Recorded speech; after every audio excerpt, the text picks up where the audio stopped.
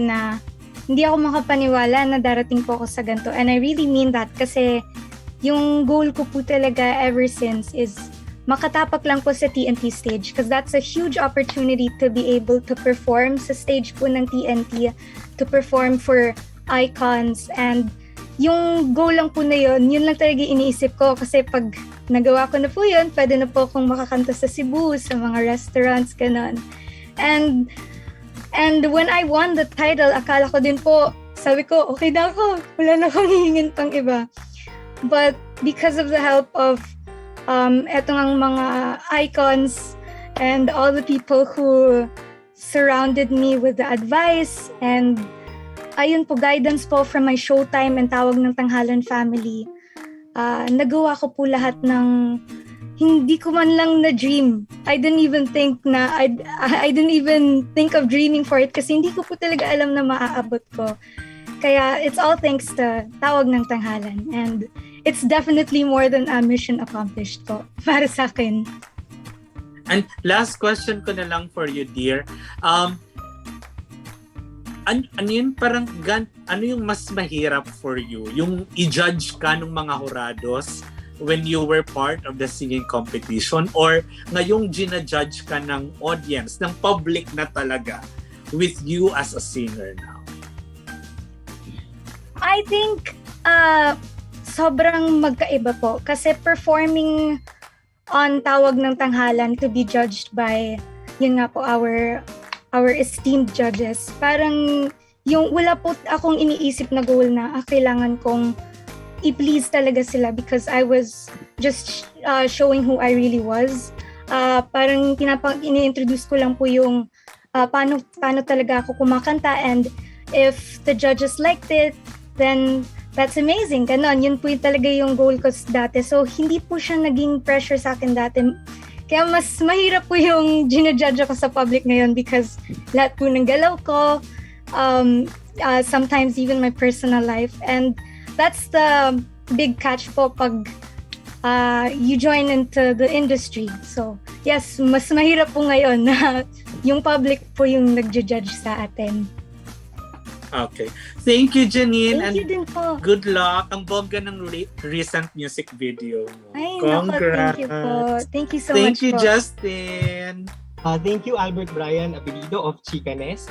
Ayan, siguro bago ko tawagin yung susunod na magtatanong, tatanungin ko na rin si JM. Ikaw yung most recent grand winner ng Tawag ng Tanghalan. Paano nabago ng competition yung buhay mo? Ayun, wala ng audio si JM. Ayan. Kaya natin to, kuya. Hello? Ayan, Hello? there you go.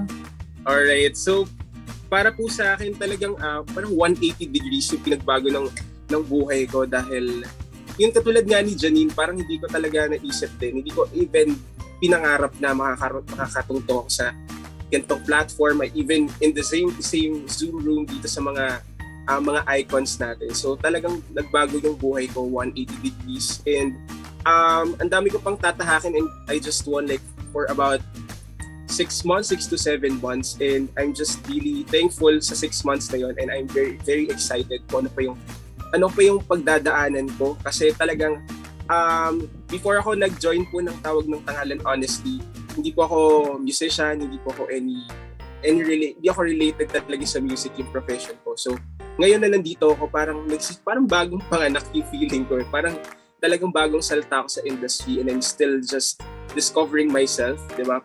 Si Janine kasi parang mas bata siya sa akin, pero parang sobrang parang grabe na rin yung napagdaanan niya. And parang kahit mas bata siya sa akin, parang ako yung parang nilulook up ko si Janine pagdating sa karera, sa pagdating sa music. So parang dami kong matututunan from Janine, from past winners, and also from the icons. So I'm just so excited and thankful sa binigay sa akin ng Tawag ng Tanghalan na opportunities. Thank you, JM. Actually, napanood nga namin yung buhay mo sa MMK right after you won, no? Actually, kahit si Janine, kitang-kita namin yung naging journey ninyo, and we're so happy sa naging takbo ngayon ng careers ninyo. Thank and for the next question, ayan, sige, tatawagin ko naman from Banat News Cebu, we have Sanden Anadia. Sanden? Yes, magandang hapon. Hello, Justin. Salamat. at para naman sa top 8 contenders ng TNT. Ang tanungin natin sila later. Siguro yung questions mo muna para sa ating hurado. Ayan. Okay. Para sa mga hurado, para kay Direk Louie, Jed at kay Mr. Nyoy, gaano kahirap maging hurado ng Tawag ng Tanghalan, kasi alam naman natin na grabe yung mga contestants ng TNT. Gaano ba kahirap o gaano ka-challenging maging part ng TNT?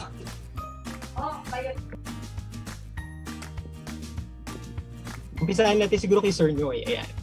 Okay. Sige. Well, kasi what a lot of people siguro are missing is that it's more than just saying, okay, itong singer na to, tapos itong singer na to, mas okay sa kanya.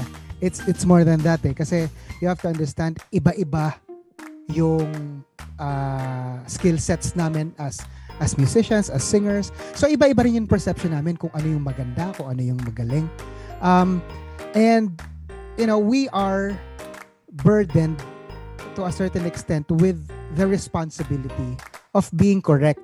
Kasi nga walang correct eh. It's a matter of taste. It's a matter of kunyari si Sir Louie, ito yung batayan niya. Kaya gusto niya ito yung piliin niya kasi ito yung magaling, no? But one thing's for sure. Iisa kami in the goal na lahat ng mga inputs namin sama-sama. Kaya nga kung mapapansin nyo, lalo na kapag ang naglalaban, yung sobrang galing pareho, nakatayo na kami lahat, tapos nag-uusap na kami, meron pa kaming group chat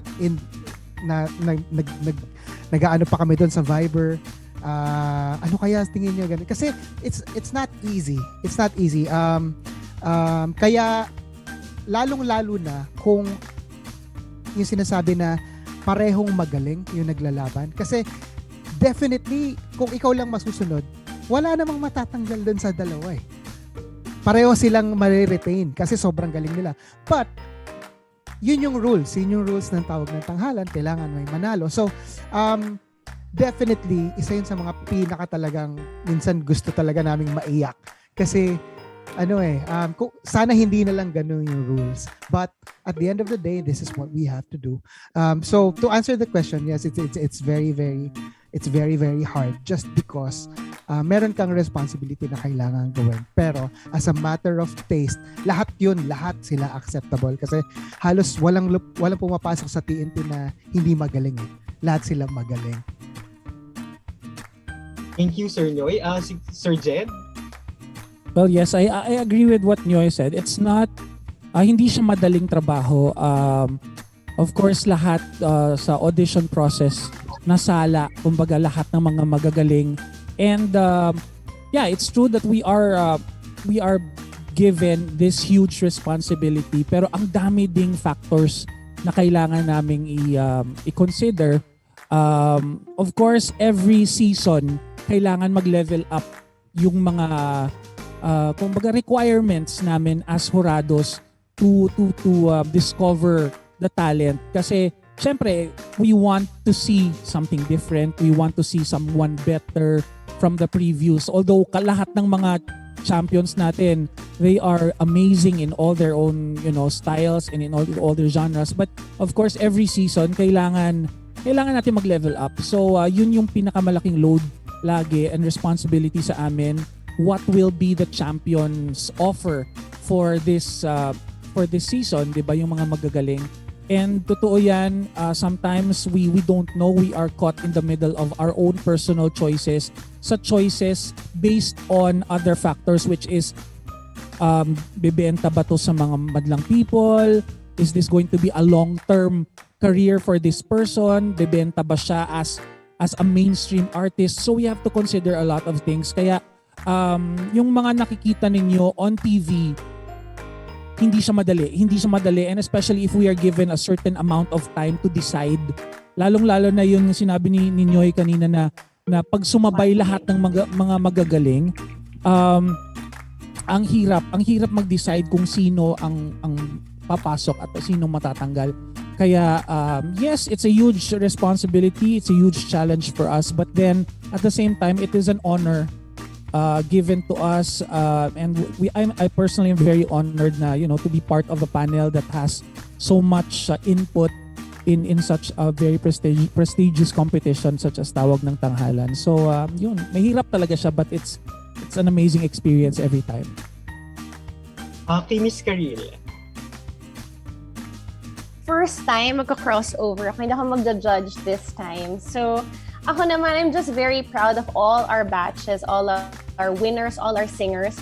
So, I always try to make it a point. Yes, exactly. Ngayon, so we try to support everyone.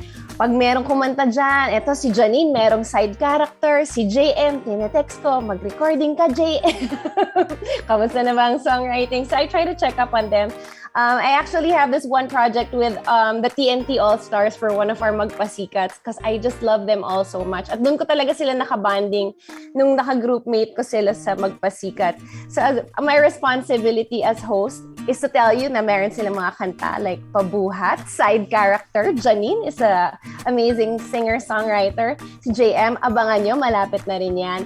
And yun, parang siguro yun na lang ang ambag ko sa kanila to make sure that they know that someone is there constantly pushing and cheering them on as their ate for life. Love you guys. Thank you, Miss Karil. Sir Louie. Yes, I must admit it is difficult, no? But it's a very good problem given to us. Why? Because we enjoy listening to everyone. They're all very talented. They have high skills in their craft. So such a good problem and a responsibility that we have to take in judging all of them, no? So having said that, enjoy it. It's a very good problem. It's a very good task. It's a very good thing that we have to handle for them, no? So I personally enjoy it because they are all so talented. And at the end of the day, it's so difficult to choose. And when we say ang gagaling nilang lahat, hindi yung plastic, talagang magagaling silang lahat. So that's it. It's a good problem, and I can do this for the rest of my life. Sana ganyan lang lahat ang problema. Salamat, Justin. Ayan, thank Salamat you. po. I do Jurado. have questions for the 8 finalists, so tatawagin na lang kita ulit mamaya. And for our next set of questions, we have from Stars Photo, Kuya Alan Sancon. Kuya Alan? Hi, good afternoon everyone. Hello. Yeah, yung question ko is to all to Karil and to all the judges. Kasi lahat naman tayo apektado ng pandemic, di ba? Pero kayo po, how does yung pagiging judges ninyo affect yung inyong decision?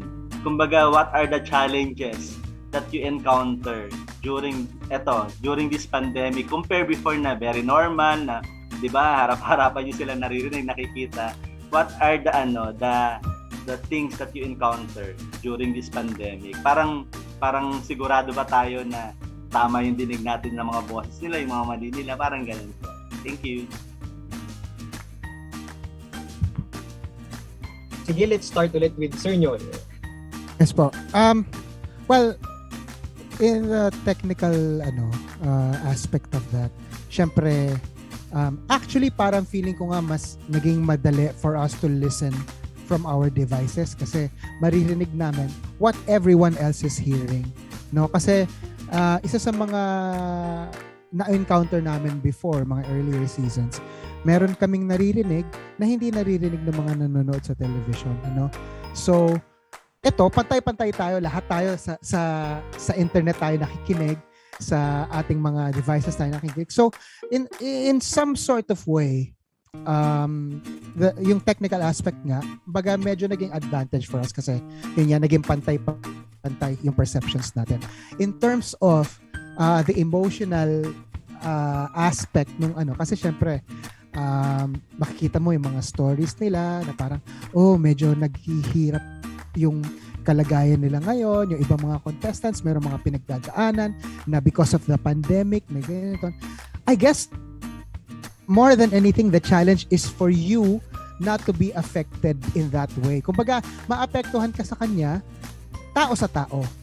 Pero, pag judge ka ng Tawag ng Tanghalan, at contestant siya, yun muna yung trabaho mo. Kailangan mo muna. Pero, it's kind of difficult kasi as human beings, ano tayo talaga? Kumbaga, we are very empathetic and sympathetic to the people around us. So pagka na-encounter mo yun, parang, siguro, I have to be more lenient with this person. And then, maaalala mo, teka, may trabaho ako.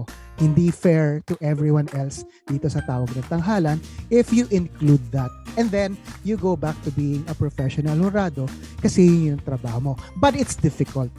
It's very difficult not to be there in that ano. Kasi, like I said, and I'm witness to this, no, sa aking mga kapwa hurado, lahat yan sobrang generous, lahat sobrang palaging gustong tumulong, lahat gusto palaging what's best for the people around them. And it's difficult to do that when you have to be a professional hurado, na yun yung gagawin mo. So, I think more than all the other, kasi marami pa no, pero parang feeling ko isa yun sa mga pinakamahirap gawin right now. Alright, kay Sir Jed. Yes, yeah, I agree with that. During these times ng pandemic, it has become more of a challenge for us. Kasi everything is all technical now. Everything is all technical kasi pag nasa studio ka at live mo nga nakikita at naririnig yung contestant, iba yung effect mo as a listener, as a hurado kasi andun lahat yung syempre yung the energy that you get is direct from the performance. Unlike when it comes sa online performances, yun nga yung na-mention ni Hurado Nyoy, narinig mo lahat. And there's a lot of things to consider.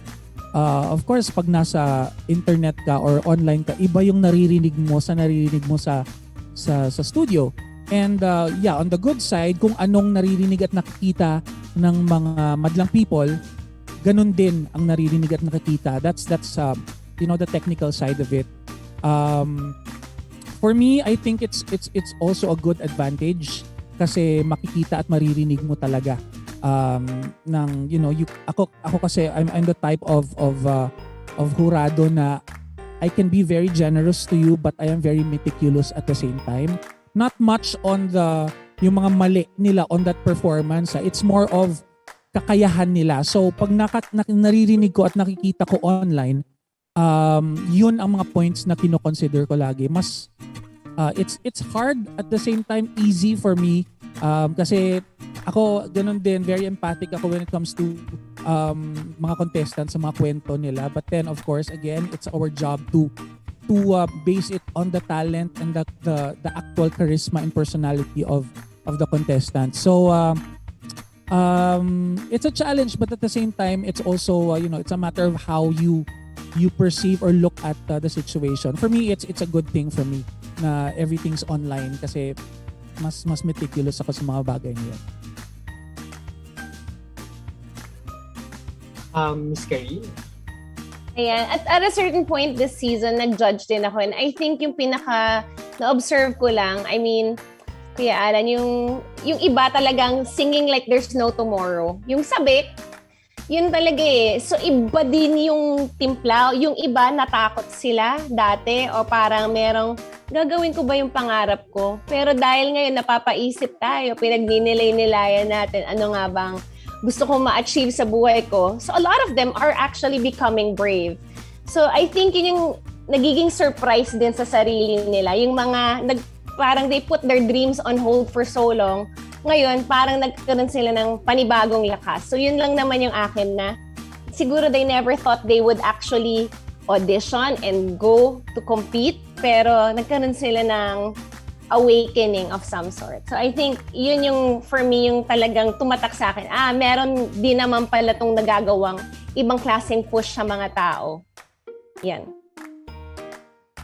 Thank you. Sir Louie? I think they've answered. All the judges have answered your question, Alan. But as far as I'm concerned naman, well, during this downtime, or let's say this COVID era, my ears have become sharper regardless of regardless of the format. Because siguro lumaki ako, nakikinig ako sa transistor radio. Alam mo naman yon. So I've learned to adjust in any format. I've learned to listen carefully and to be able to predict what the artist is trying to share, no, as far as singing. So because of this downtime also, so okay, I'm more forgiving technically, as far as how they sound, because I can sort of predict it. But it's really more of the style and who they are. And alam mo yun, kasi because now also during the downtime, I got to listen to so many stuff, so many genres. So parang mas lumawak na naman yung tenga ko as, oh my God, ang galing nito, ang galing nito. So there's a certain expectation because of this lockdown na parang there's a certain I expect, well, I want to challenge our finalists, no, na parang yung tenga ko sobrang na-exposed ulit, sa parang I'll be expecting a lot again from them. So I hope this will push them to become even much better and to give something new, because yung nga kasi parang wala, sa bahay ka lang, makikinig ka lang, nako, ang dami na. So parang wow, ganyan. So yon, basta technical, it's not a problem for me, the technical side. If today can I hear it well, because I can sort of predict or what they're trying to do and how they want to sound like. So it's really more of how they will project and how they will sing it. Follow up lang po, no? Does it mean po, parang doon sa sinabi nyo, does it mean na technically, mas okay yung online? Kasi parang technically, mas maririnig nyo yung tinig nila, yung mali nila, parang ganun.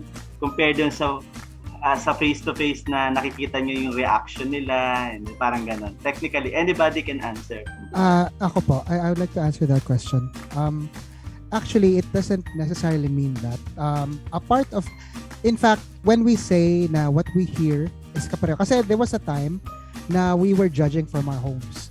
Meron din naman, may parts din naman kasi na nandun kami sa studio. Pero when we were in our homes, of course, ang source nung namin, na napapakinggan namin is also from the computer or the phones. So pareho kami na narinig.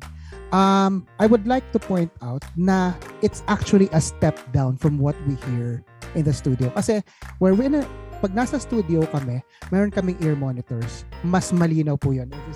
Ito yung ginagamit namin. So, when I say na ang naririnig namin, yung naririnig ng mga nanonood sa amin, is it's actually a downgrade kasi yun nga, medyo limited yung naririnig namin. But it's in a certain way, it's also an advantage for us kasi ito pala yung naririnig nila. So we can kind of compare. So we now have both.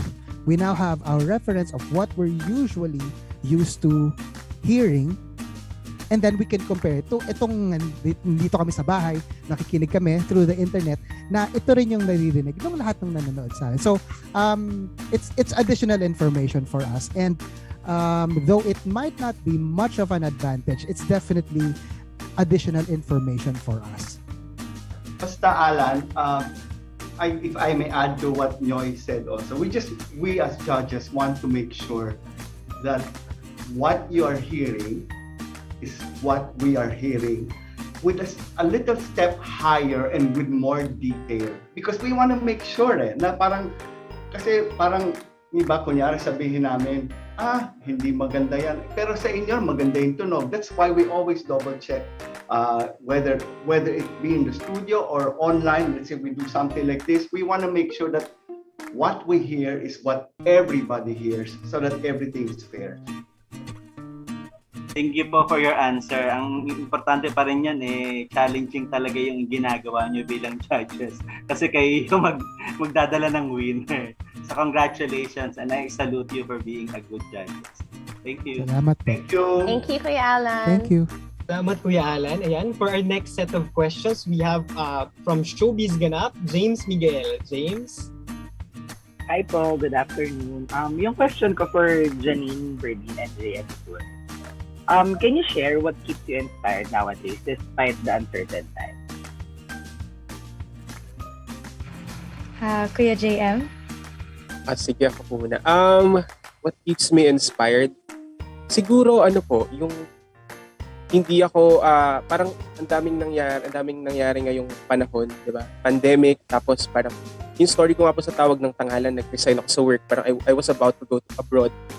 Pero hindi ako niligaw ni Lord, ng universe. Parang binalik niya pa rin talaga ako kung saan talaga yung puso ko, which is sa music. So parang, kung sa ganito kahirap na sitwasyon nga, dinirect ako sa ganitong situation, parang bakit pa ako susuko sa mga susunod pang challenges? Nabigyan na nga ako ng malaking platform nito ng ABS-CBN, ng It's Showtime. So bakit ako susuko? So, and what keeps me inspired is yung mga supporters mo na parang, kumbaga, yung mga hindi mo nakikita sa sarili mo, parang you were not confident enough to show your talent sa ibang tao, pero sila pinupush ka nila. Parang, anong karapatan kong isuko yung, di ba, yung gusto kong gawin, ibang tao nga na-appreciate ka. So, talagang na-inspire ako ngayon. Of course, sa mga previous winners, na-inspire din ako sa life story nila sa mga anong nangyari sa kanila. So, talagang every step of the way, talagang tinitignan ko lang kung kanina dapat ako magpapa-apekto, mostly sa positive side. Kaya, yun. And up until now, talagang hindi pa nababawasan yung pagiging positive and inspired sa music. And for me naman po, what really inspires me is syempre mainly yung passion ko for singing and for making music, and marami pa po kasi akong gusto talagang gawin, like sharing my music. So yun talaga yung mainly nag-i-inspire sa akin. And even if so many things are going on, parang napapatanong ako na, oh my gosh, ano na po yung nagbisaya. Why do I continue doing all this? Ganon. Parang bumabalik po ako sa passion ko for music, of course. Tapos, andun din po yung people who believe in me, of course, given na po yung family ko, yung friends ko, and my supporters, everyone who's believed in me, yung family ko in showbiz, my co-workers, lahat ng producers ng show na pinapa-perform ako, yun parang grabe, yun yung nagpapa-inspire po talaga sa akin na it's what keeps me going, ganun. And ano pa ba? Mainly music lang talaga and people who believe in me. Kasi it's a really hard time po, I understand. And I guess the only thing that'll fuel us sa moment na ganito, sa time po na ganito, is hope, is believing in each other. So, yun po. Thank you. Follow-up lang, ano yung tips nyo na para doon sa final contender, bilang nasa pandemic pa rin tayo, patuloy pa rin siya? Like, syempre, naiba na yung approach nyo in life and all. For Janine and JM. Opo. Tip, siguro yung advice ko lang po talaga is mahalin nyo lang yung ginagawa nyo. Because if you love what you're doing, kahit anong mangyari, you'll enjoy doing it. Yun. Kay JM.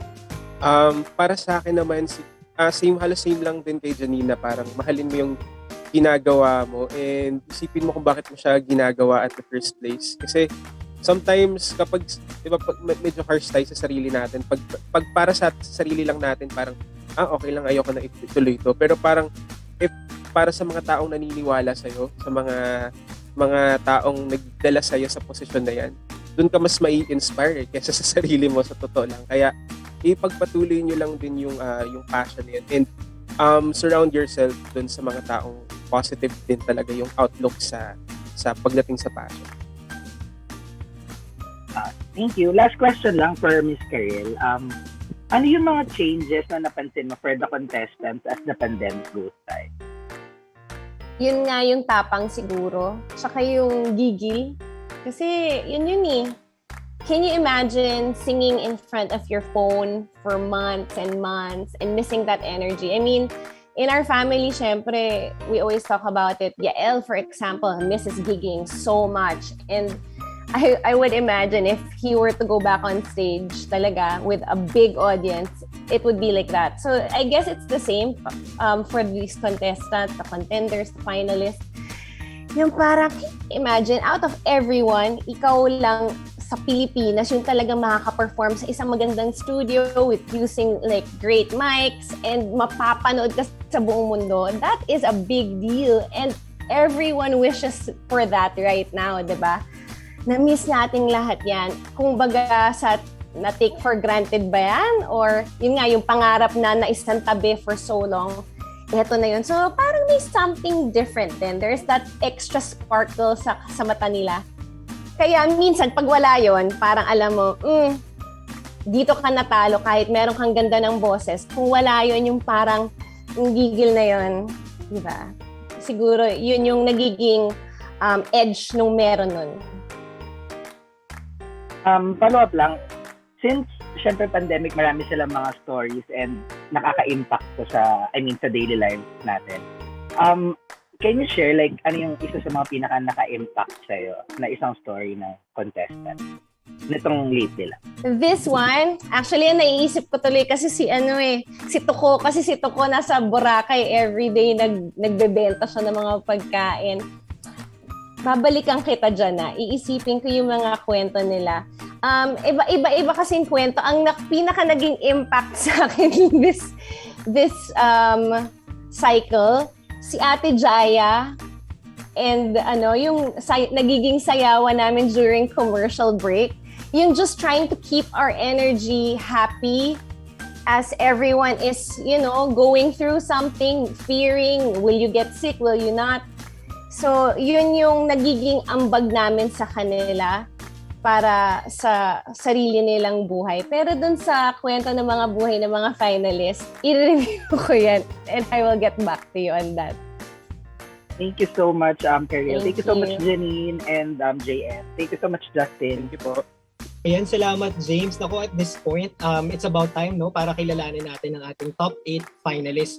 So yung mga media friends natin, don't worry, our Jurados and Miss Karil will stay. So you may ask them questions later bukod dun sa questions for our top 8 finalists. So JM, Janine? Alright, maraming salamat po Miss K, TNT Jurados, Sir Justin, at sa lahat ng nagbahagi ng kanilang questions. At sa puntong ito, panahon na para ating makapanayam ang mga palabang Grand Finalists. Sino kaya sa kanila ang hihiranging Tawag ng Tanghalan Season 5 Grand Champion at mag-uuwi ng mga premyong 1 million pesos, talent management contract under Polaris of Star Magic, and a recording contract mula sa ABS-CBN Music. Ayan. Mapapasa kanya rin ang nag-iisang tropeyong nilikha ng kapitapitagang Filipino visual artist na si Toym Timao. Ayan. Yes. And mapapasakamay din ng ating pinakabagong grand champion ang brand new house and lot worth 2.3 million pesos mula sa Camellia. Come home to your dream life. Come home to Camellia. Visit www.camellia.com.ph to explore more Camellia communities. Thank you, Camellia. Again, maraming salamat po sa ating mga media partners. Alright. Ayan, kilalanin na nga natin ang ating 8 maghaharap sa entablado ng Huling Tapatan, Our Tawag ng Tanghalan Season 5 Grand Finalists. Let's all watch this. Tingko, 2 minutes and 50. Tawag ng Tanghalan sa Showtime. Walong boses ang matapang. Sorry about that, Kuya. Nawala ako. Ang contest soulful voice ng Paranaque City, Adrian Manibale.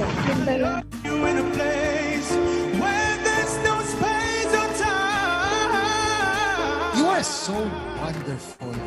You deserve to be famous. Totoo. You deserve to be famous. Ang acapella lovable voice ng Quezon City, Anthony Castillo. Across the river, I hear freedom calling me to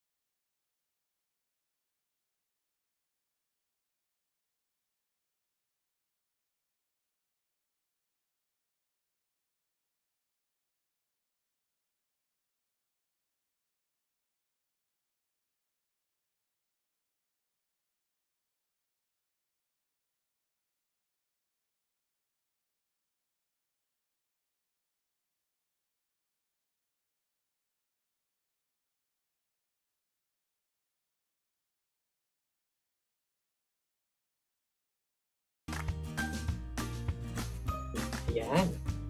Alright, si Jem Christian. Hello po.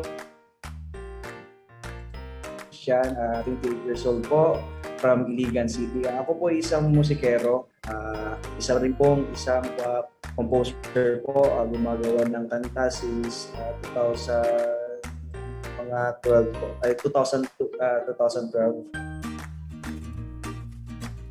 At yung trabaho ko po ay isang sa bahay ay nagbebenta po kami ng mga okay po, online selling po kami, nagbebenta ng mga comforter, kumot at iba pa po. Thank you, Jem Christian. Sam. Hello po, magandang hapon po sa lahat. Ako po si Elijah Salm Israel Lacson Manalo, and I'm also known as Salm Manalo po. I am 19 years old. I'm from City of San Fernando, Talabastacan, Pampanga. I'm a first-year college student po, and marami po kaming alagang kuneho po, kaya Kune Hero po ang tawag po sa akin. And thank you po. Kaya pala. Thank you po. Ayan, last but not the least, si Raven.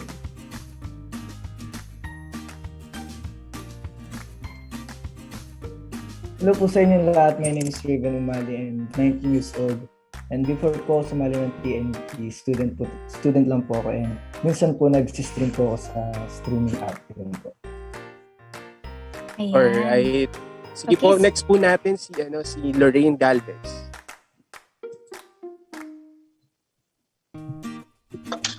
Hello po, ako po si Lorraine. I'm 21 years old po from La Union, and isa po akong 4th year nursing student and also a live streamer po. There you go. Siguro let's keep our cameras on din sa lahat ng ating grand finalists. Ayan, thank you. Before we begin our Q&A. Very diverse pala talaga yung backgrounds ng ating top 8 contenders. Mismo po. At well represented ng Luzon, Visayas, and Mindanao. Ayan, sige. To ask our first set of questions for the finalists, and pwede rin magbato ng questions, of course, sa ating hurado. We have from kumagkao.com, we have John Michael Bueno. Sir JM? Yes, good afternoon. Well, I'd like to address my question first to Ms. Carril and Jud Nadella. How do you make sure judging the competition stays objective? Do you consider their performances in the past when they don't do well during one particular performance? Like, for example, they bungled up some words or did something bad during the finals. Do you consider the past performances? Nako, mahirap na tanong. Mahirap talaga mag-judge because it does, dadaan siya sa isip mo, and then you remember you have to be fair. We're judging this performance, but I'm just happy that I don't have to judge this Saturday kasi nga, napakahirap talaga. It's one of the hardest tasks, and once you make a mistake, wala namang bawian na yun, di ba? So, yeah. Si Jed. Yes. I admit, of course, sa akin, it actually affects. It affects you naman talaga na you think of their previous performances. But then, yun nga, yung na-mention kanina na nagpupulong-pulong kami lagi. We always talk about it na is this particular mistake sa performance niya detrimental sa kanyang, sa kanyang running towards being the champion. Pinag-uusapan namin yan. But then, for me, kasi I try my best to focus on the consistency of a performer. Kaya, if it's something na hindi naman talaga major na mali or mistake, I try to brush it off. I see beyond that. Kasi, again, we already, kumbaga nasala na tong lahat ng to. Magagaling na tong mga to. But then, of course, we're also human. Kahit kaming mga artists, we also make our own mistakes. But it's how they deal and how they, how lusutan yung mistake na yon. Kasi it's part of performing. Pag nagkamali ka, how will you be able to, make it not that obvious? So, yeah, it's a whole bunch of a lot of things talaga to consider. But yes, for me, it adds to, the factors. Thank you so much. My next question is for Sir Nyoy and Sir Louis Ocampo. Now, I'm not saying that you do have favorites, but how do you feel when your personal favorites don't pan out to be good with like the rest of the judges? And do you often fight for them when you're quite sure that they're very talented than the other? Go ahead. Maybe yes, go ahead, sir. No, sir. John, I normally, if they don't do well on a particular, let's say on the finals day, I'll judge them. I will be fair to everyone, and if they don't do well, I don't try to dig up the past, and in the past few rounds magaling naman siya. No, if you don't do well on that day, on grand finals day, that's a big factor for me personally, and I will not again dig to the past, because you were given, this is the day. It's just like tennis. No matter how good you were in the past, if you don't do well in the finals, that's it. How about Sonyoy? Yes. Well, more often than not, if not always, no, yung favorite namin will always be sobrang galing. Kasi syempre, yun yung dahilan bakit sila yung naging favorite mo, no? But yun nga, there will always be, and this is true not just to them, to the greatest performers of the Philippines or the whole world, there will always be an off day. There will always be an off performance. And unfortunately, as much as we would like to plead our cases, kasi syempre, nabanggit ko kanina, we always have parang these discussions na, pero ang galing niya kasi last time . The rule is always and should be always yung current performance. Kasi that's the fairest, yun yung pinaka-fair na pwede kaming or else this would be like a reality show where kailangan naming halongkatin. We need to dig up what happened in the past two performances. Dito ang galing-galing niya . Ngayon hindi siya magaling. Pero, and at the end of the day, we just have to be fair. That's the responsibility of being you have to detach yourself from the emotion, no? And like you said, we do have our favorites. Unfortunately, none of that matters. We can take it as much as siguro trying to discuss with our fellow jurados na parang have you considered this side of na ang galing niya sa ganito, but yun na yun . That's as much effort na pwede mong gawin kasi yun nga, at the end of the day, you just have, your responsibility is to be fair to everyone, because yun yung rules, yun yung dahilan, you are that's the reason why you're there to judge, and we should not forget that.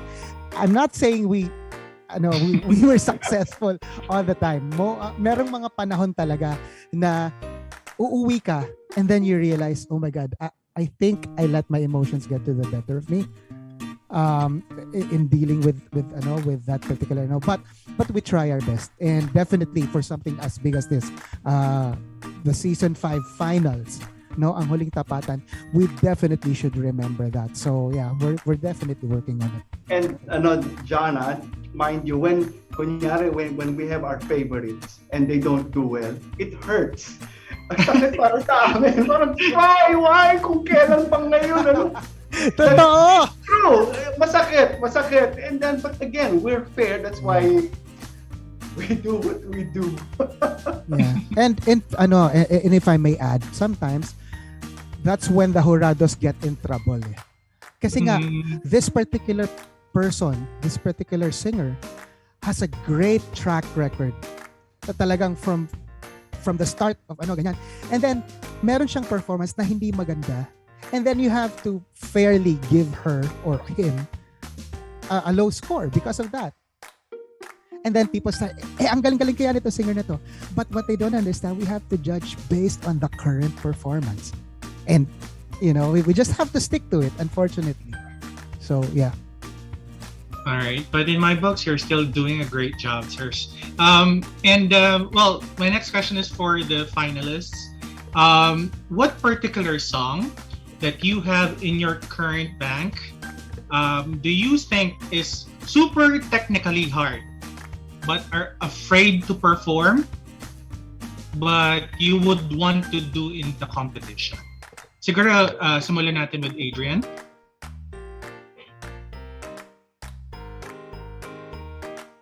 For me po yung kinanta ko po nung quarterfinals, yung ano po, yung A Song For You. Kasi doon po talaga ako nahirapan. Bali, ginagawan po siya ng, madami po akong ginagawang bali na hindi po tumutugma sa song. Mm-hmm. Alright, how about Asia? Yes, yung pinaka-hardest song na ginawa for me during this competition was when I sang Consequences because hinahanap ko pa po kasi yung yung level of getting pressured and getting nervous and getting comfortable during the competition kasi iba po siya with theater. So, yung Consequences po yung kasi iba po yung dynamics niya when it comes to doing the falsettos and the high notes and then the low notes. So, yun po yung technically hard for me. Alright. How about you, Anthony? For me po, siguro yung kinata ko na lang din ng quarterfinals, yung stand-up. Kasi after ng weekly, na-realize ko parang I wanted to do a different performance pagdating ng quarter. So, naghanap talaga ako ng song na parang interesting or something different for me. And siguro masasabi ko parang risk siya because yung song din is not so common and originally performed by a girl po. So yun. So siguro yun po yung masasabi ko na parang hardest. Okay, how about you, Jim?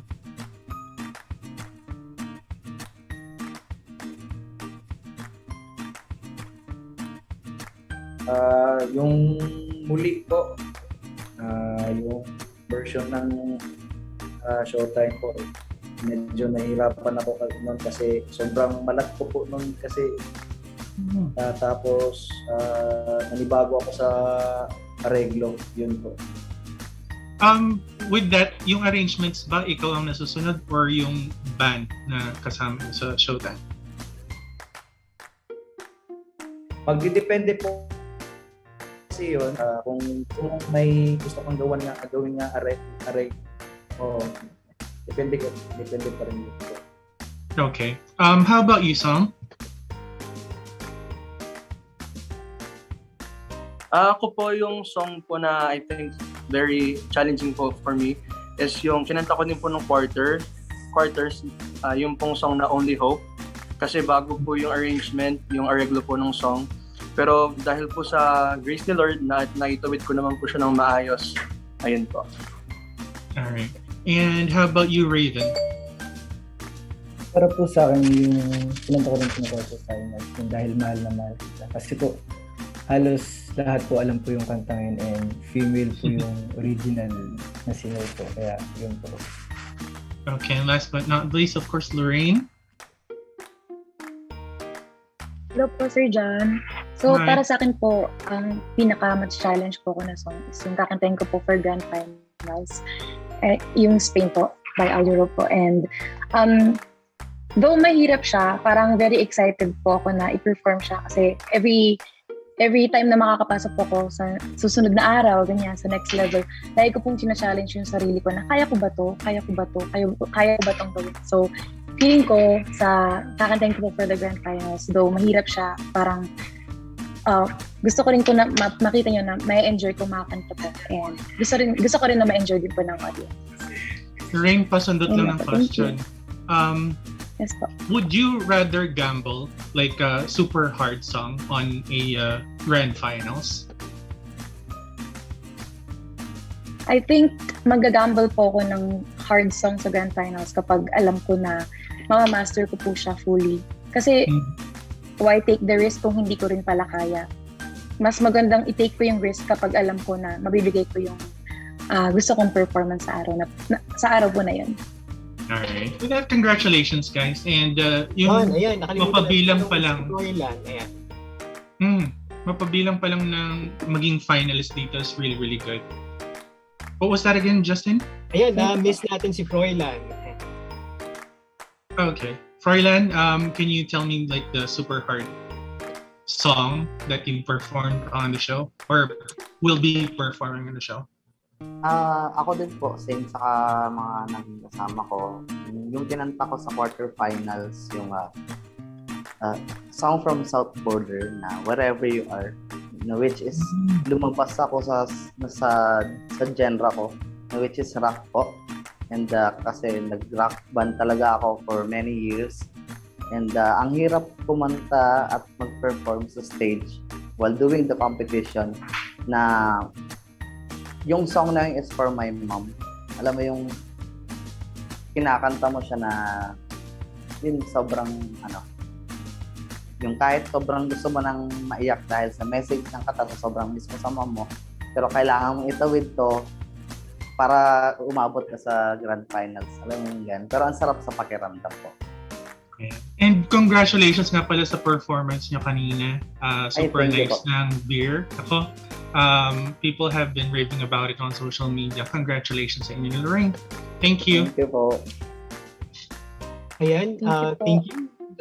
John Michael Bueno of pumagaw.com. Bago ko pa basahin yung susunod na question, no, I'm just curious. Kasama natin ngayon, nabanggit kanina, our business unit head, Sir Riley Santiago, and our executive producer, Ms. Rose Casala.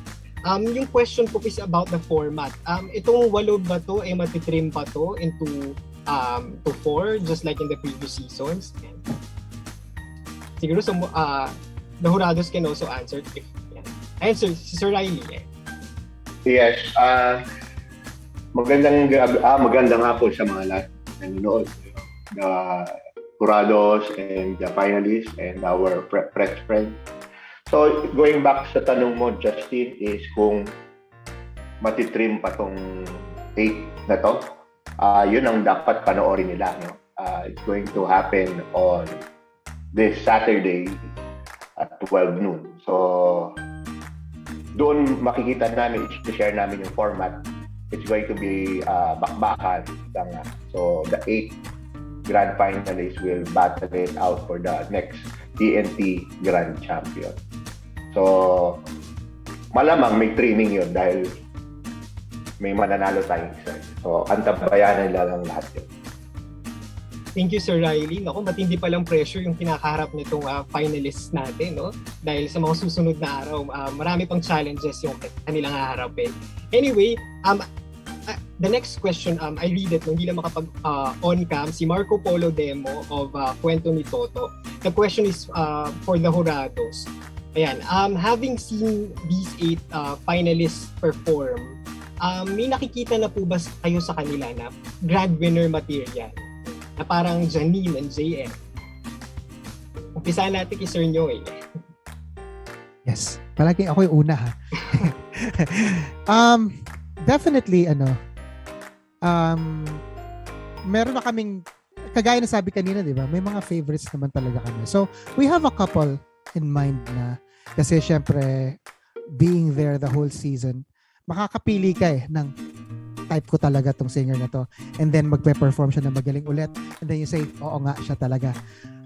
But honestly, I don't know. I can't really speak for everyone else here, no? But ako kasi, nakikita ko na yung buhay nila hindi lang as a champion of Tawag ng Tanghalan. Nakikita ko na sila soaring, being popular artists, being, one of the performers. Kagaya ni JM at saka ni Janine na ngayon nakasama sila sa ASAP. They perform with their idols. They perform with yung mga tinitingala natin sa music industry. Ando na yung expectation ko sa kanila. Ando na yung nakikita ko na yun nga, it goes beyond being champions of Tawag ng Tanghalan, which is such a great honor and such a great accomplishment, no? Pero ang layo na nakikita ko para sa kanila. So, that's why we're really excited kasi alam namin malayong-malayo mararating itong mga to. So, yeah. Thank you, Sir Noy. Sir Jeff? Yes.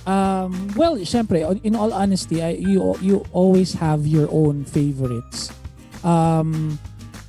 But then sometimes you will never know. You will never know talaga until that very, very day na i-announce na yung pangalan ng mananalo. Kasi it has happened so many times in the past na you know, we were looking at this certain, like personally, I was looking at this certain contestant na eto na yung mananalo. Tapos bigla na lang, oops, bakit iba? Umiiba. So you will never know. Although totoo yan, we have our own favorites and yung sinabi ninyo that you already imagine a future for them. Totoo yan na parang like looking at the 8 right now. Well, for me, I think these 8 grand finalists have a bright future ahead of them kasi every finalist na nakikita ko ngayon are very good in their own right, and you know, it's just a matter of how they will use the opportunities that will be given to them. May it be kung magiging champion sila o hindi, pero you know, they have a bright future ahead of them, and it's just a matter of time lang talaga and timing, diba? So you know, I'm just wishing everyone the best of luck. Tanungin ko na rin si Miss Karil bilang she judged for few good seasons. Ayan. Oo, actually, recently nakikita ko yung growth nila kasi we took a little bit of a break. So they've been doing some numbers on Showtime and makikita mo, ang bilis nila mag-advance. Parang bakit, di ba, ikaw ba yan? Ay, ba't gumaling lalo? Yung ganun. So, Saturday is gonna be very, very exciting. I can feel it kasi alam ko they've been putting so much work into it and they've had their time to kind of research and I don't know, just get ready. So it looks like it. Good luck. Ayan, Sir Louie. Well, sabihin ko na, dalawa yung favorite ko rito. Si JM at saka si Janine. Kaso Tito Louie! Well, you know, having said that, yes, syempre kami lahat, we all have our favorites. I do. But the only thing permanent in life is change. So whoever deserves to win will win. So I wish them all the best. Ayan, thank you sa ating jurados. And for the next question, this was sent by Vanessa Balbuena of the Freeman. This is for Janine. Ayan. Congratulations on your side character single. What's the reaction of your... Yes. Anong naging reaction ng ng Showtime mentors mo, Tawag ng Tanghalan mentors mo, and other industry colleagues about the single? About anong naging reaction about the single? Yes, oo. Apo. Yun. When actually, yung music ko po talaga, I've always wanted to share it ever since kasi I've been writing ever since I was young, mga 10, 11, ganon. So I've always wanted to share all the songs that I've written, ganon. And for the longest time, pinaplano po namin nila Sir John and everyone was very, very encouraging po.